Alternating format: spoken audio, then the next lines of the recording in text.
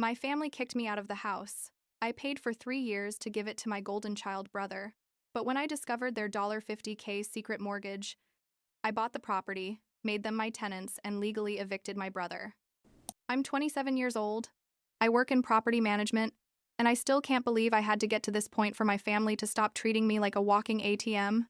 The thing is, my whole life, and when I say whole, I mean literally since I can remember, my brother Garrett has been the center of the universe for my parents, especially for my mom. And I was just like the piece of furniture that was there in the house, but nobody really noticed unless they needed something. I grew up in North Carolina, in a normal suburban house. Nothing fancy, but not bad either, you know? The typical neighborhood where everyone knows each other and people take out the trash on Tuesdays. Garrett is 4 years older than me, and since we were kids, he was always the perfect son, the one who could do whatever he wanted without consequences, while I had to follow all the rules to the letter. He'd get a B in school and my parents would celebrate like he'd won a Nobel Prize. I'd get straight A's and barely get a good job. Or a good night. Sounds dramatic, but it's the truth. And looking back, I should have seen it coming. All the signs were there that this was going to end badly. My mom literally had pictures of Garrett all over the house, in the living room, in the hallway, in her room, photos from when he played soccer in high school, from his graduation, from everything. Of me, there were like 2 photos total. One from the day I was born, that was in some album put away, and another from my high school graduation, that was in a small frame in a corner of the bookshelf. My dad was quieter. Never said much about anything. But he didn't do anything to balance things out either. Like he just let my mom do whatever she wanted and he'd stay quiet watching TV or working in the garage. When Garrett went to college, my parents paid for everything. Literally everything. Tuition, dorm, food, books. They even bought him a new car so he could come and go whenever he wanted. I graduated from high school 4 years later, and when I asked about college, my mom told me they didn't have enough money saved because they'd had unexpected expenses. So basically, they told me they'd spend everything on Garrett and that I'd have to figure it out myself. So I got a part-time job, applied for scholarships, and managed to go to a state university close to home so I wouldn't have to pay for a dorm. Garrett graduated with a degree in something business-related. I think marketing or management, I'm not really sure, and got a job in Austin that according to him was amazing, but honestly I never really understood what he did exactly. He met Ella there, they got married like a year after they started dating, and my parents threw a huge wedding that they also paid for, like they spent like $20,000 or something. I graduated 2 years later and had to fight to get them to come to my ceremony because it turned out that same day, Garrett and Ella were going to look at a new apartment in Austin, and my mom wanted to go with them, to help them decorate. After graduation, I stayed home because my parents were already retired, and things were kind of tight with money. My dad had worked in construction his whole life and had back problems. My mom had been a secretary at a school and her pension wasn't much. I offered to help with the bills, like pay for internet, electricity, groceries, that kind of thing, and they said yes, but that when they were gone, the house would be mine anyway, so it was like an investment. That seemed fair to me, you know? I didn't have to pay rent somewhere else. I could save some money, and the house would eventually be mine. Seemed like a good arrangement. What I didn't know was that I'd basically become the family breadwinner. I started paying like $300 a month to help, but little by little, the things they needed increased. Like if the heating broke and needed fixing, if dad's car needed new tires, if mom had to go to the doctor and the copay was too expensive. In the end, I was paying like $1,500 a month, sometimes more. Basically, I was covering almost all the house expenses, while my parents used their pensions for who knows what. It went on like that for like 3 years. Me working Monday through Friday, sometimes weekends, paying for everything, cooking dinner most nights because my mom didn't like to cook anymore, cleaning, doing the shopping. Basically supporting them. Garrett would come visit like twice a year, stay for a weekend. My parents would treat him like he was a celebrity who had come to honor them with his presence. And then he'd leave and wouldn't call for weeks. But my mom talked about him constantly.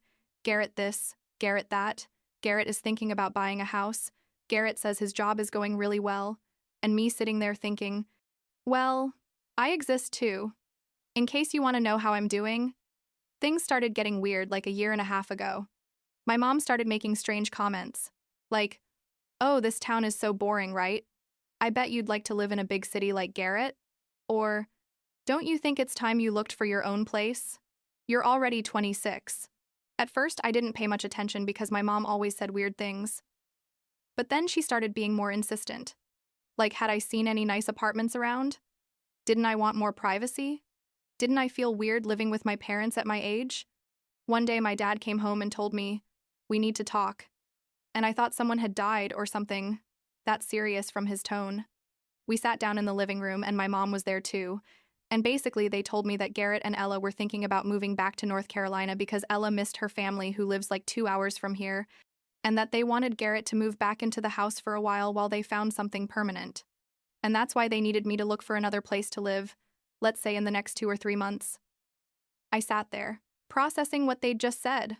Like, are you kicking me out of the house that I've been paying for 3 years so that my brother who hasn't done anything for you can come live for free? And my mom said, "It's not that we're kicking you out, honey. It's just that Garrett really needs this space and you're already an independent adult who can take care of herself. And besides, we need to be here to support Garrett through this difficult transition for him." I asked what would happen with the bills, who was going to pay them, and my dad stayed quiet, and my mom said, "Well, we were hoping you could keep helping us with that, at least for a while. Just until Garrett finds a job here." I couldn't believe it. I literally couldn't believe what I was hearing. They wanted me out of the house, but wanted me to keep paying for everything, so Garrett could live there without paying anything. I told them that didn't make any sense. That if I left, obviously I wasn't going to keep paying bills for a house where I didn't live. And my mom got all dramatic saying we were a family and families support each other and that Garrett would do the same for me if I needed it. Which was a lie, because Garrett has never in his life done anything for anyone but himself. I tried to reason with them, told them I'd been paying for everything for years, that the house was supposed to be mine eventually according to what we'd agreed, that it wasn't fair for them to ask me to leave just like that. My mom told me that things change, and they needed to do what was best for the whole family, not just for me.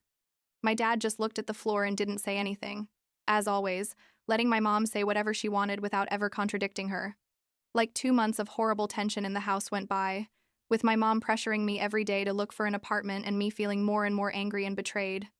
I started looking at places just to get her off my back. But honestly, I didn't really want to move. I felt like the house was more mine than theirs at this point, considering I'd been maintaining it. Garrett would call every week to ask how everything was going and if I'd moved out yet. He didn't even pretend that he didn't want me out of there as fast as possible. One night, I think it was like midnight or something, I made a decision. I packed all my important stuff, my clothes, my laptop, my documents, things that really mattered to me, everything that would fit in my car, which was a 2015 Toyota Corolla. Nothing special, but it worked well. I left a note on the kitchen table that said something like, "Since you want me to leave, I'm leaving. And obviously I'm not going to keep paying the bills for a house where I don't live. I hope Garrett can cover them. Take care." And I left that same night, drove like an hour to a friend's apartment who had offered me her couch while I found something more permanent. And I blocked my parents' numbers, Garrett's, everyone's, the first few. Days were weird. Like I felt free but also guilty. Because even though my family had treated me horribly my whole life, they were still my family, you know? But then I started realizing how much calmer I was without all that constant drama, without my mom indirectly telling me I wasn't enough, without having to finance the lives of 2 adults who should be able to support themselves. I got a small apartment in a better neighborhood like 3 weeks later. Nothing fancy, but it was mine and only mine. And I started living my life for the first time in years. Like, a month after I left, I got a call from a number I didn't know, and I answered, thinking it was from work or something. It was Aunt Clara, who is like my mom's cousin, but we all call her Aunt, and she starts yelling at me about how dare I abandon my parents in their time of need, that I was an ungrateful daughter, that Garrett was very disappointed in me. I told her I had no idea what she was talking about and that besides it wasn't her problem. And she tells me that my parents were desperate because they couldn't pay the bills and the house was going to foreclosure if I didn't do something about it. That confused me because the house was almost paid off. My parents had been living there for like 30 years, only like 5 years of mortgage left or something. I asked Clara what she meant by that and she told me, probably without realizing I didn't know, that my parents had taken out a second mortgage on the house like 2 years ago to help Garrett and Ella with the down payment for a new car and other expenses, and that mortgage was like $1,200 a month. I froze. I literally felt like someone had thrown a bucket of cold water on me. My parents had taken out a second mortgage, basically putting the house at risk to give more money to Garrett, and they never told me anything. And I, like an idiot, had been paying that second mortgage for 2 years without knowing it, because they'd tell me they needed more money for bills and I'd just transfer what they asked without asking questions. I hung up on Clara and went directly to the bank where my parents had their mortgage, which luckily was the same one where I had my account and had made all the transfers. I talked to someone in loans and explained the situation, gave him my old address and my parents' names, and the guy checked everything and confirmed that yes, there was a second mortgage that had been taken out like 2 years ago for $50,000, and that the last 8 payments hadn't been made and the house was in the pre-closure process, so in a few months it was going to foreclosure if they didn't catch up. I went back to my apartment and started thinking. On one hand, I wanted to let them lose the house, let them suffer the consequences of having played favorites my whole life and of having used me to support Garrett. But on the other hand, it was the house where I grew up, and there was a part of me that I didn't want it to be lost.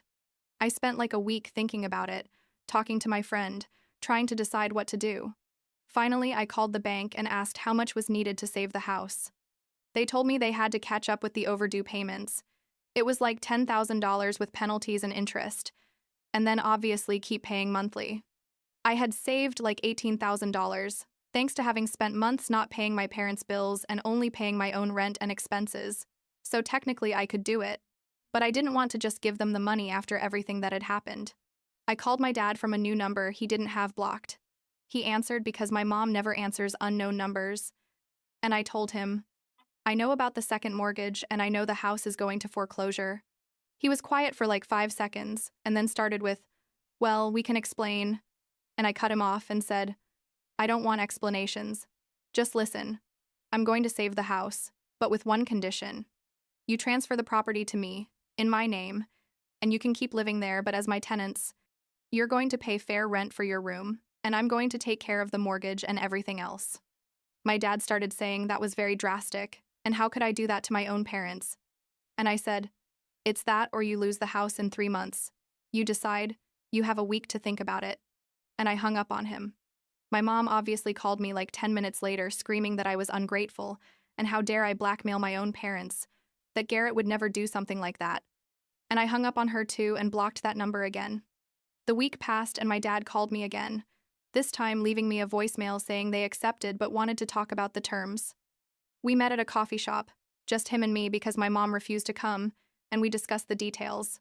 I told him I'd pay the $10,000 in back payments and take care of both mortgages, but they had to pay $500 a month in rent for their room, which was way less than they'd pay anywhere else, and that Garrett would have to pay another $500 if he wanted to stay there, or leave. My dad tried to negotiate that the rent be lower and that Garrett not have to pay anything, and I told him those were the terms, non-negotiable. If he didn't like it, they could find another solution. He accepted in the end because he had no choice, and we went to a lawyer who helped me draft everything legally. My parents signed the property transfer. I paid the back payments and started paying the mortgages, and they officially became my tenants. My mom didn't speak to me for months.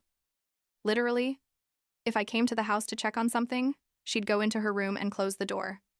The best part came after. Garrett arrived like 2 weeks after I took possession of the house. Everything was already signed and legal, and he settled into his old room like nothing. I showed up, that weekend, and told him he needed to sign a lease and start paying his $500 monthly. He laughed in my face and told me he wasn't going to pay me anything, that it was ridiculous for me to charge my own brother rent. And I said, well, then you have 30 days to leave, because this is my house now, and I'm not going to have people living here for free. He turned red with rage, started yelling that I was a psychopath and that I was destroying the family. How could I do that to him? That my parents should never have given me the house. He yelled at my parents to do something, to stop me. And my dad just said, it's not our house anymore, son. We can't do anything. My mom tried to defend him, obviously, saying I was being cruel and that I had to let Garrett stay without paying because he was having a really hard time with the move and everything. And I told her that either he paid or he left. There was no middle ground. Garrett refused to pay and stayed there, thinking, it wasn't going to do anything about it, but I went to a lawyer again and started the legal eviction process. It took like a month and a half, but finally, the order came and he had to leave. I'll never forget his face when the sheriff came to supervise him taking his stuff out. He was furious, but also like in shock that I was really doing it. Ella, his wife, was super quiet during everything, didn't say a word, just packed their things with a face like, I already knew this was going to happen. The ironic thing is that like 3 months after they left, Ella left him. I found out because Clara called me again to tell me like I was going to feel bad or something, but honestly, I just thought, good for her, I hope she finds something better. Garrett apparently is living with a friend somewhere and working at a normal job, not in his amazing position he had anymore. And my parents are still upset with me, but they pay their rent every month because they know if they don't, I'll evict them too. The house is now officially mine. I have the papers to prove it. And I'm renting Garrett's room to a girl from my work who needed a place close to the office and pays her $500 without problems every month. My parents basically don't talk to me when I go to check on something in the house. But they're still there and they keep paying, and that's enough for me. I've been putting extra money to pay off the mortgages faster. In like 3 years, I'm going to finish paying them completely, and I'm going to have a debt-free property worth like $250,000. Do I feel bad? Sometimes, yes. I'm not going to lie. Because in the end, they're my parents, and I grew up loving them despite everything. But then I remember all those years of being invisible, of paying for everything while they gave everything to Garrett, of them kicking me out of my own house to give my place to my brother who never contributed anything. And it passes. I did what I had to do to protect myself and secure my future. And if that makes me the villain of the story in my family's eyes, well, so be it. The other day, my mom left me a message saying that Garrett wanted to talk to me to fix things, that he missed his sister. I deleted it without responding. I'm not ready for that, and maybe I never will be, honestly. For the first time in my life, I feel like I have control over my own life and my future, and I'm not going to let anyone, not even my family, take that away from me again.